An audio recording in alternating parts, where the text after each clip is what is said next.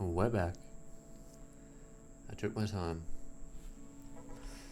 It took even longer because as I went to hit record, I literally fucking roundhouse punched my iced coffee off my desk and it landed face down on my carpet. And so that was another hour delay. But we're here, and this is going to be the last episode because I know when the game finishes, and it's not that long from now. This won't even be a long episode. Let's wrap this up so I can stop procrastinating and actually finish the other game I'm working on. But last episode, what happened? I went on a rant about political shit, and I cut that part out. We talked to Lucia over there. She got sad about stuff. Talked to Jessie and her mum over there, and then the whole family, and then they left in a truck, leaving us alone, which then we basically wondering where the hell's the tow truck, and Lucia disappeared into the mechanics because she was going to call them on our behalf. And while that was happening, the elephant in the room, what the hell is this? Well, that's what we're about to find out. So let's do it.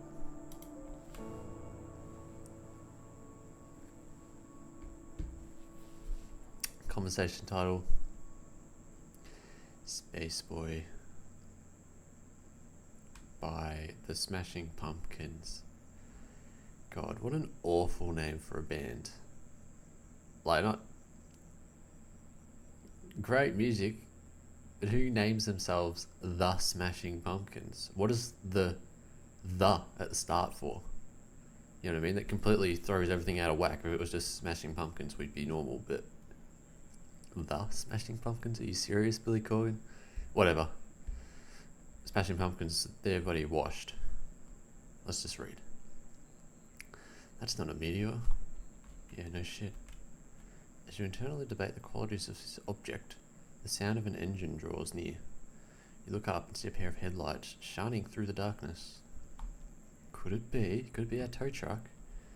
A truck appears before you, but not the kind you've been hoping for. Oh.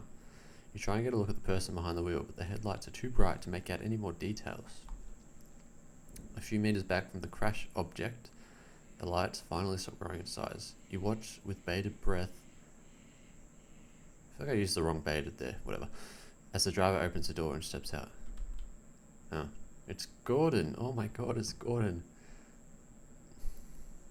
In his truck, first of all, pick goes hard. Feel free to screenshot. Okay, screenshotted. Good.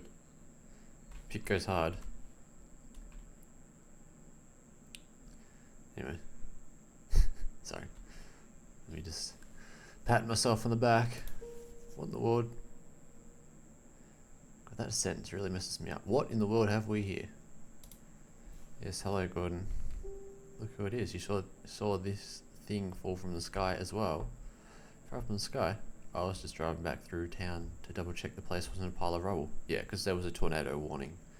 Which, if you're one of the sickos who hasn't played this game and is skipping to the final episode without watching the rest of the videos or playing the game,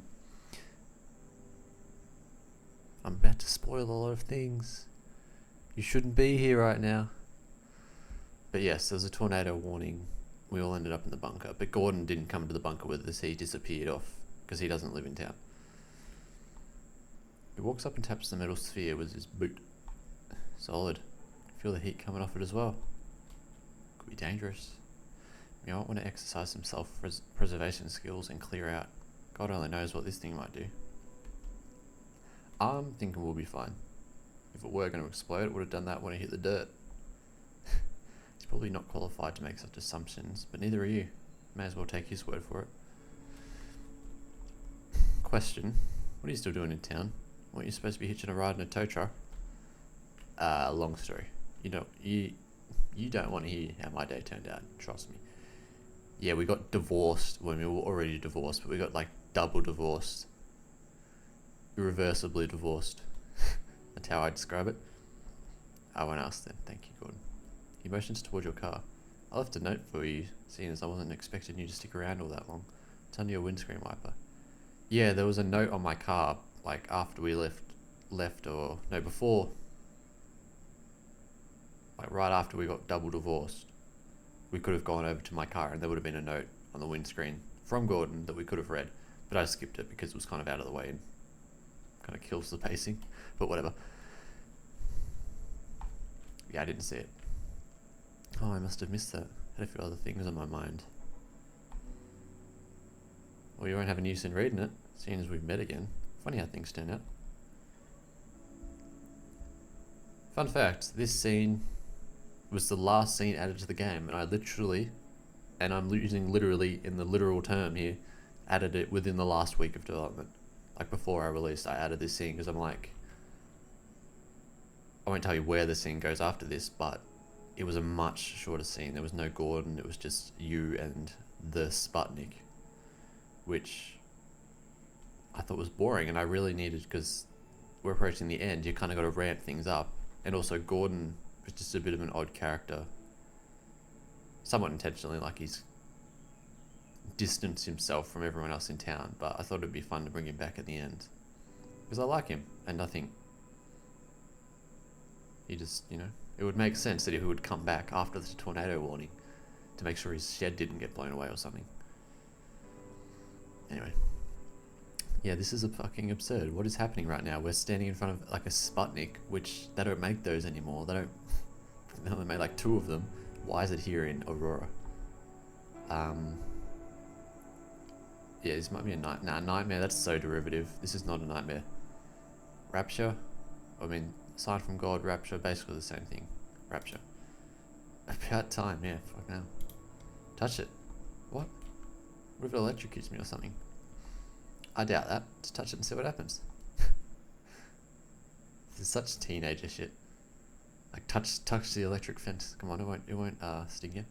It will. Why doesn't he touch it? You first. Rock, paper, scissors. Okay. On scissors. Rock, paper. Oh. Here we have the hardest choice in the game.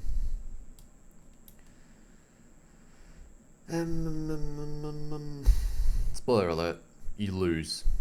No matter what. Clench your right fist and slam it into your left palm. Fuck. Gordon chose paper. Gotcha. Righto, touch the thing. Deal's a deal. I keep my word. If I die, send my body to Australia. Why Australia? No idea. That's the first place that came to mind. Whatever. Dead people don't care about that shit anyway. Send my body through the garbage disposal for all I care. That's a good philosophy to have. Alright, I don't think you're gonna die. Let's find out. A man with nothing to lose touches the metallic object. You bend over and place your hand on the metallic surface. What happened?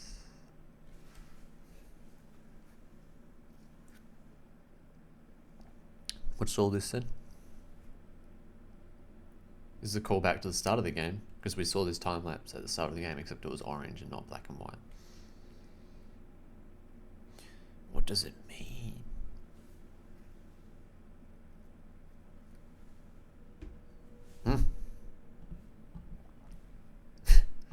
Oh, Jesus. Yeah, we're in absurdist land now. Look at those particles. It's our best friend, the return. Yeah, alright, before I do that, before you're like, hey, this is just a Twin Peaks fucking red room. I mean, it's not red here, but it's red in Twin Peaks, and like the floor pattern, everything's the same. Yeah, that's the point. Because actually, no, I'm not going to explain it. Fucking David Lynch wouldn't explain his work. I'm not going to explain my work. Fuck you.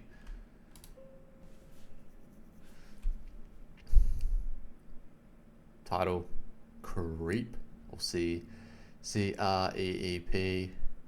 which is a song by The Fall. More people should listen to The Fall, by the way. This is unrelated to the conversation. I just want more people to listen to The Fall because, yeah, he's kind of a cult figure, Marky Smith. But, like, on the whole, that dude has so many just bangers that like anyone could enjoy. Yeah, his lyrics are really weird and kind of manic. He doesn't really sing, he just shouts at you, but I think he deserves more attention. Anyway. Yeah, not this fucking guy. This is our best friend. We painted our self-portrait way back near the start of the game when we were in that like abandoned shop front.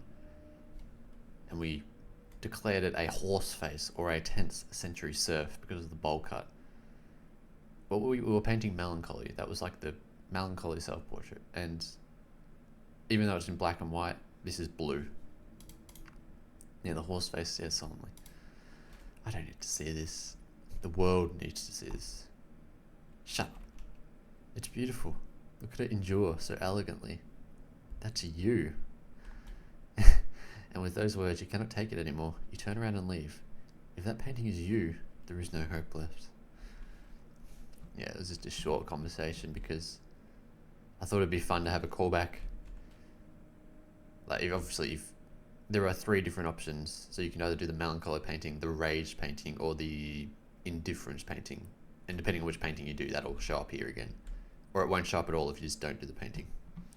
Which is fun because, you know, I don't really care about choices matter, but like, you know, it feels like narrative cohesion when you're having like recurring themes and like something that happened earlier in the game reappears. And yeah, it's a meaningless choice. Who cares if it's a painting of a guy's face or one of the other ones? But, you know, makes it feel personal. Anyway, let's continue. Let's follow the electrical cord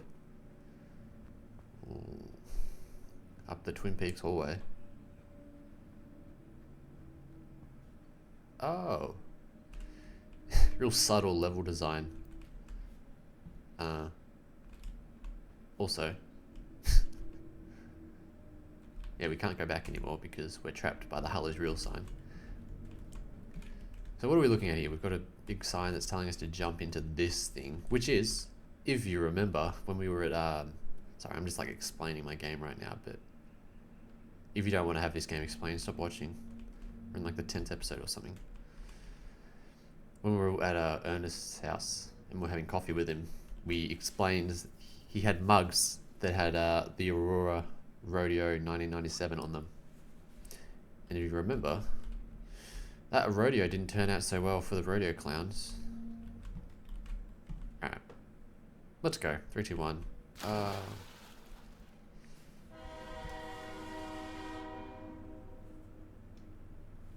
Where am I?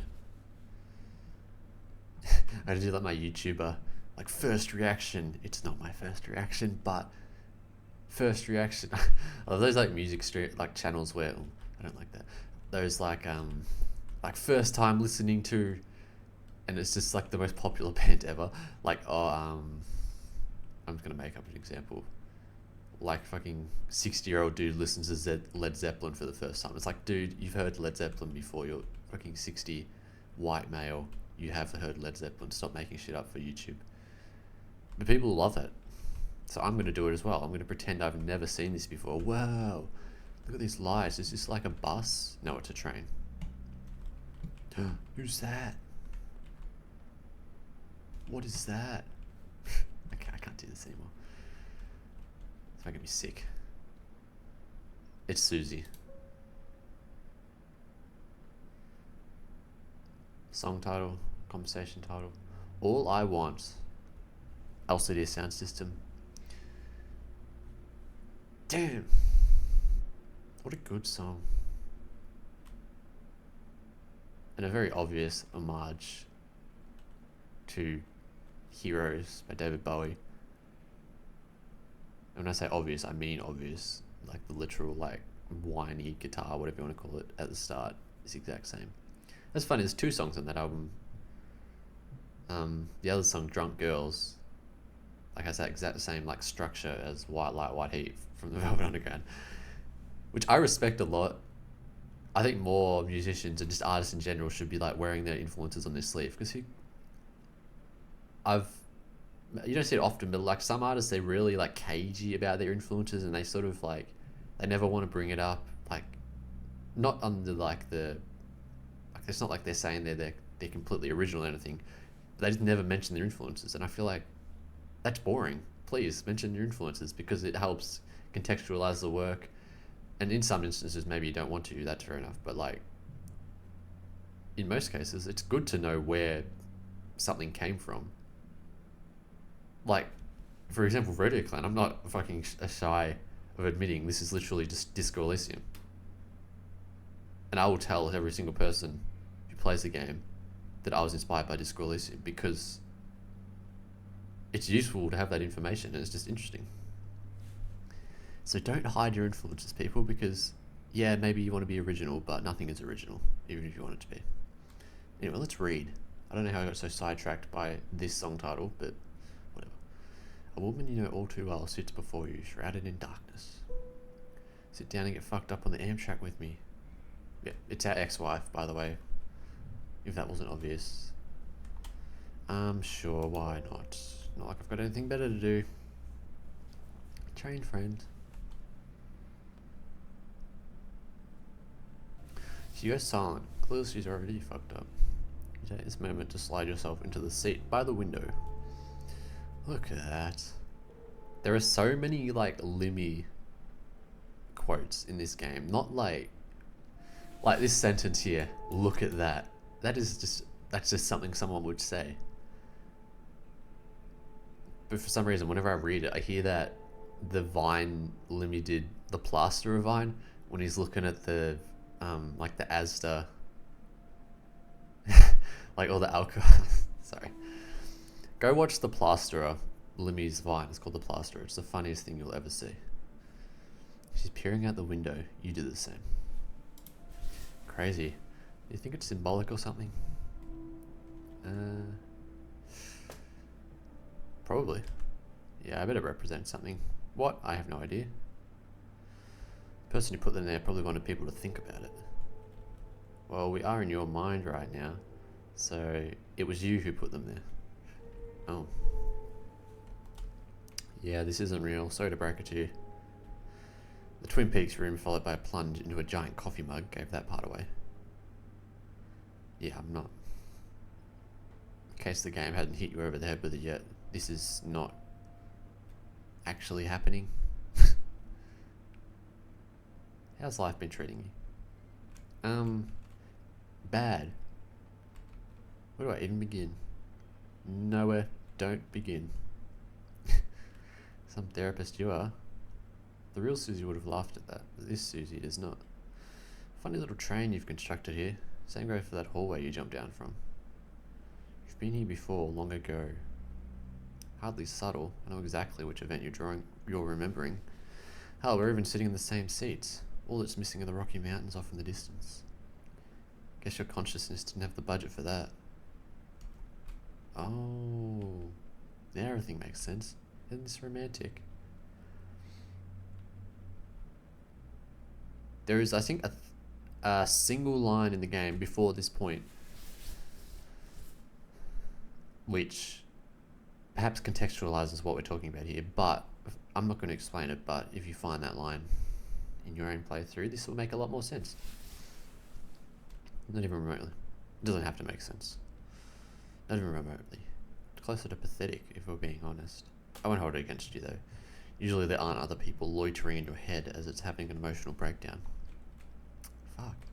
I'm having a breakdown. Truth be told, I thought I was on the up. Be serious. You're never ever on the up. This is a breakdown. Very desaturated one at that. Yeah, can we go back to something real? If this is some sort of allegory or whatever, it's just going right over my head.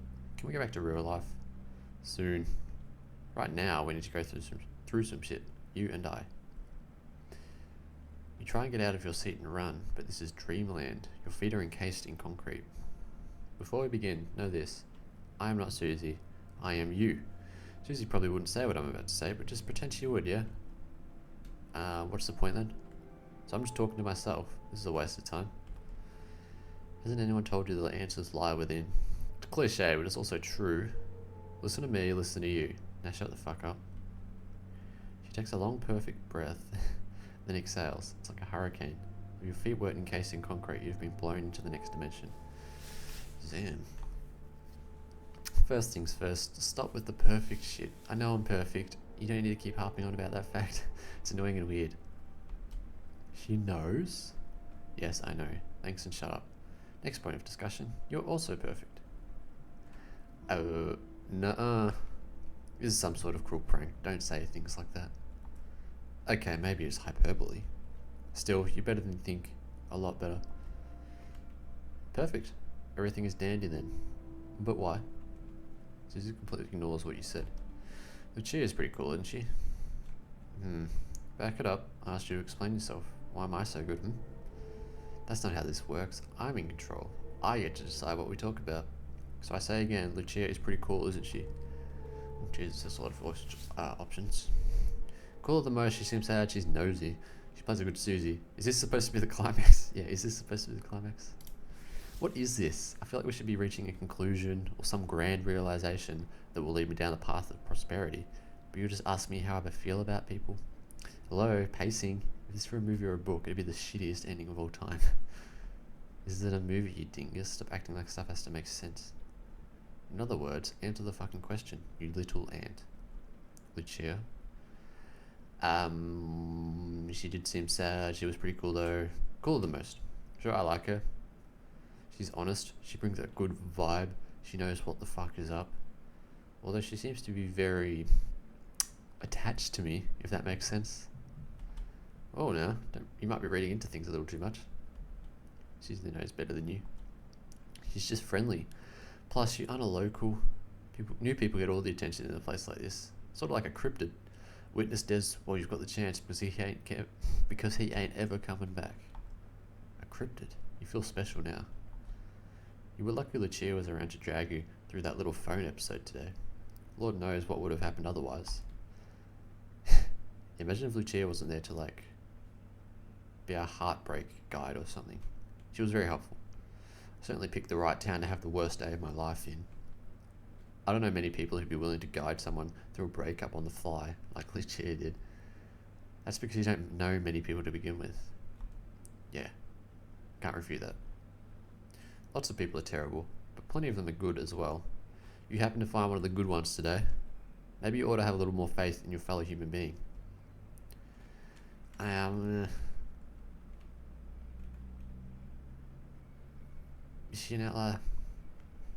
Basically, have faith in humanity or don't have faith. Let's have faith in humanity for once, because this game is very depressing and bleak, and I don't want to be happy for once. I'll keep that in mind. Whatever. We aren't here to do the same shit you've been doing all day. Self-reflection is for people who can change. Oh, is that where this whole detour has been leading? The grand reveal is that I'm unable to change who I am. Did I say this was leading somewhere? It isn't. I'm just your internal monologue. Dressed as your ex-wife. Have you wondered why I'm dressed as your ex-wife? Nah. I'm rolling with it. You said this wasn't real, so why should I bother questioning anything? Now you're getting it. It's time to go with the flow. So, you've run out of things to say? I forgot what I was going to say. Yeah, me too. I've got nothing either. How about art? Let's talk about art. There is no greater way to waste time. Bloody art. Literally all I do is think about art. My brain operates at half capacity because the other half is occupied by song titles and quotes from films I haven't watched in years. Can we talk about something different? I need to diversify my mind. Art is the only reason you're alive. Art is the only reason a lot of people are alive. Without it, what's the point? I don't know if people agree with that sentiment, but life without art, what the hell is the point? There is no point. I can't answer that. That's right. And let me talk about art. No, I'm not talking about art. We've talked about art the whole time. Okay, how about art fans? There is no escape yet. We're going to have to talk about art, guys. Art fans. She rubs her hands together. Here we go. I got a bone to pick with certain individuals. You'll know who I'm talking about. The kind who spend their whole lives following a single franchise, then complain that said franchise is, quote, going to shit. I can't imagine a sadder way to live your life. I mean, dedicating yourself to some faceless corporation's money machine? Look at Star Wars fans. Fucking miserable. At what point do you just come come to terms with the fact that you don't like Star Wars anymore. Why is that such a hard reality to accept? Instead of finding something new to like, they eat up every piece of shit Disney throws on them and then complain when it tastes like shit. I blame nostalgia. Adults who never grew up and can't let go of that thing they enjoyed as a kid. They want that same thing over and over, and the second it tries something different that doesn't fit their preconceived notion of what that thing should be, well, you spent plenty of time on the internet, you get it. Okay. Yeah, I know. Are you going anywhere with this? Hang on, I'm pivoting this to a complaint of art criticism. You want to know something else I hate? When people describe something as being ahead of its time. That's such a nothing observation, because 9 times out of 10 it's straight up false. People just throw it onto anything that's old and still relevant today. This is me just, like, straight up complaining about shit. I'm going to apply this to the movie Network, the Sidney Lumet one. Great movie, but people seem to like get so hung up on the fact that, oh, it's so ahead of its time. No, it's not ahead of its time, because it was made in the context of its time, and it was in response to the stuff of its time. Yeah, sure, it might have gotten a little more extreme in recent years and like more relevant, but it's still, people act like it wasn't in response to issues in society at that time, because, you know, it's about like news anchors and like the sensationalism of news networks and how they'll do anything to get people watching, basically. Yeah, they were doing that in the 70s and 80s. That's why the movie got made. And this isn't just about Network, this is about a lot of things. We're like, oh, that's so ahead of its time, man. No. And besides just being like, not, I don't want to call it wrong, because like, it's a bit harsh to call criticism wrong. Criticism is criticism. But it's not a good criticism, because that does no, you can't really enjoy something because of it's ahead of its time. That has nothing to do with the quality, or like, it's just a surface level analysis that adds nothing. So that's my complaint of the day. Let's see what else Susie has to say about it. There's no point in trying to get her to stop. Just be happy you get to listen to her talk. Nobody knows how to criticize anything. Nobody understands that it's a skill. So few people can actually put into words what they like or don't like about a piece of media. So they just attribute it to something random that sounds like it fits. The worst example is when people say they enjoy a movie because it's realistic. Completely worthless analysis. Yet people place so much importance on it because it's easy to notice and easy to say. I'm being wary of going on too many tangents here, but like, this is something I genuinely think.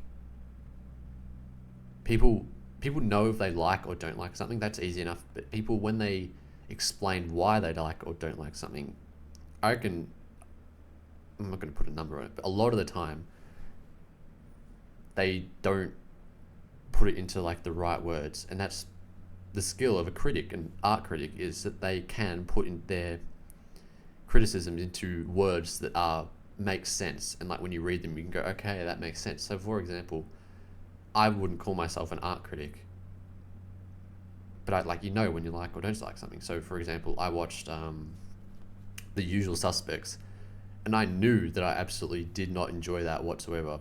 Not to discredit anyone who likes it, you can like that movie, but then I read Roger Ebert's review of it, because I couldn't put into words what I didn't like about it. I just knew I didn't like it. Then I read his review, and it made complete sense, because he knew how to explain what he did not like about that film. Whereas if I tried to explain what I didn't like about the film, I would have just found like some random, like, oh, the characters weren't good or something, which is not accurate. So that's what I mean when I say that criticism is a skill. And you'll know it's a skill when you read people who are good at it. Anyway, Susie's still going. Susie and I are literally the same person. The muzzle flashes are realistic. Dude, no one fucking cares about the muzzle flashes being realistic. The characters have a personality of a rock covered in moss, and I've seen that rock in like 8 other films. Yeah, it goes both ways when people say they like a film, and they attribute it to something really like insignificant. She pauses, then says something under her breath you can't quite make up. Holy shit, this is embarrassing. I'm a grown adult, and this is all I complain about?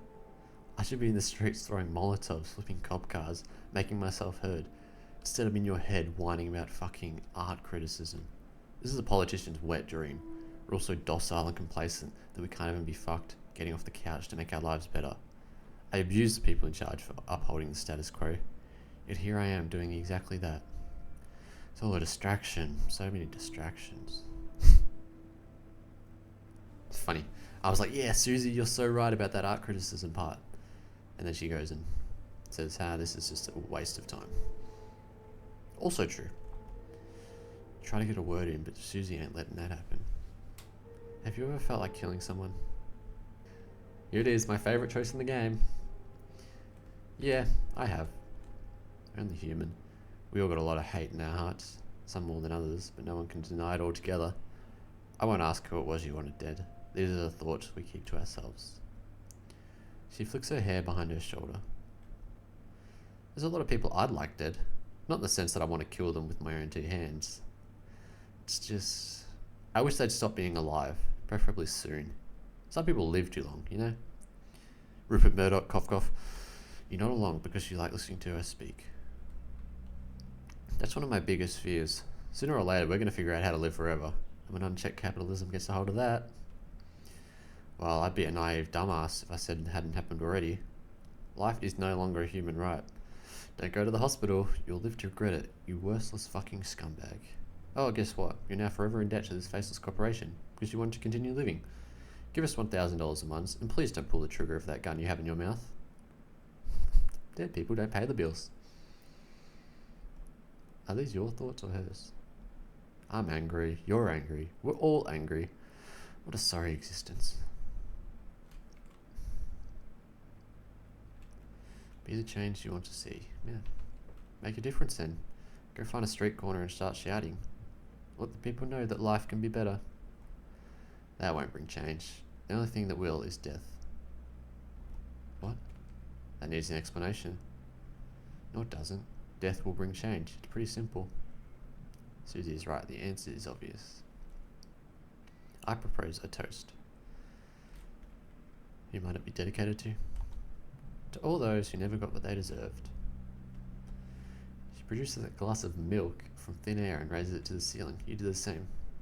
I'm not going to explain what she's saying right now because I'll get me put on a watch list or something. Their time will come. Cheers. Yeah, their time will come. Here's to death. You down the glass of milk and throw it out the window. Death will bring change. Hell is real. Jesus loves you. Some of those that work forces. She lets out a deep sigh. God, I wish I could write slogans as a job. I have so much to say. You can't help but wonder where the hell this is leading. Right now, nowhere fast. Do you think everyone is sad, just like you are?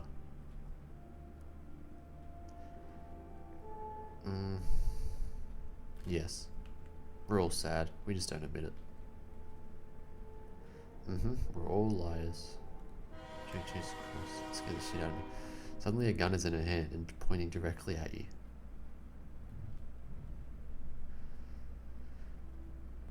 It's not the only instance of a character animating in this game. They're all just static models, except for then, which is why it works and scared me, because you don't expect a character to suddenly move. Yeah, we're approaching absurdist territory right now, if it wasn't already absurd. Don't be afraid, it's all in your head. You're about to die, this is it. What now? You're the one behind the gun. I don't have a clue what happens next. Why not? What? What do you mean, why not? Why don't you know? Because I'm lost. In your mind? In my mind. Today was a bad day. Yeah, that's true. Today was also a good day.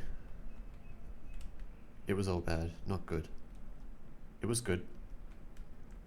Shut up. It was good. Why? Tell me why it was good. You learnt something. Something. Oh, something. What's that? You can endure. Are you saying that? You are. You know you'll endure. Because? I'm not convinced. Why will I endure? Because you've been doing it this whole time. I've barely been getting by. Barely getting by is still getting by. I don't want to exist, I want to be happy. It will get better. Tell me how. It just will. You'll make it better. Drop the riddles, just tell me what I'm supposed to do. You want to know how? You really, really want to know? Please. I need to know, please. Alright. She pulls the hammer of the revolver back. Life is hard. Nothing you do will change that. The truth is, you're the problem. You, not the men in Washington, not the system, not God. You. You're romanticizing the state you're in. You want to believe the road you're on is inevitable. You're not a pessimist because you truly believe what you say. You're a pessimist because it absolves you of responsibility. You think that if you point out every problem you have as simply being some universal inevitability, it doesn't hurt so much. But it still hurts. You're a wreck. You live every day as though it's your worst. You complain, and yet somehow manage to say nothing at all. You want to change society for the better, but society doesn't even know you exist. You spend all your time constructing a perfect world in your mind, and all the while the real world is falling to pieces. You're a devout opinion holder, but you don't do a damn thing with them. You scream at walls because it's easier than putting yourself in the line of fire. On the rare occasion you're met with even the slightest pushback, you retreat like a spooked horse. You go quiet or say something stupid, and just like that you've made yourself the fool. You're nothing but a zero. You don't make a difference. You don't even exist. Jesus. You said it would get better. This is not better. I've told you exactly what you are. I've handed you the keys. You're the one who has to change. You just told me I couldn't change, and now you're saying the opposite. That's a human condition. Doesn't matter if something is impossible. You'll just keep trying over and over and over till you die. Maybe you can't change the world. Maybe you can't change who you are. But the moment you stop trying, it's all over. You either die fighting or die hopeless. I know which one I'd choose. You want to be like me, don't you? What? What do you mean? Isn't it obvious? I'm who you wish you were. Those are the exact words you said to Lucia. She's right. Who could blame you? I'm an ideal image you created in your mind. I have no imperfections. I got everything I want from life, and I'm not even 40. And most importantly, I don't hate myself.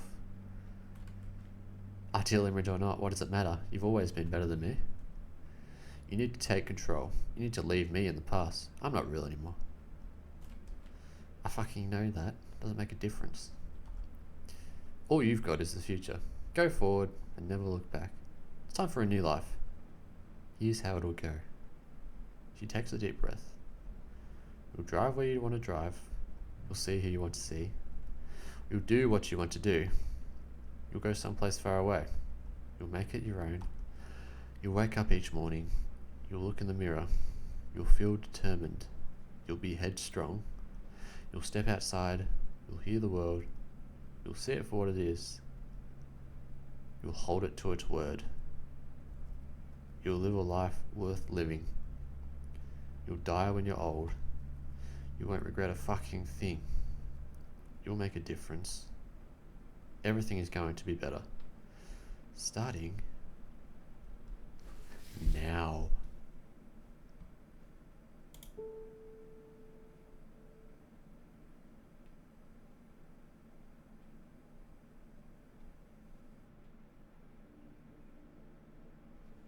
The end.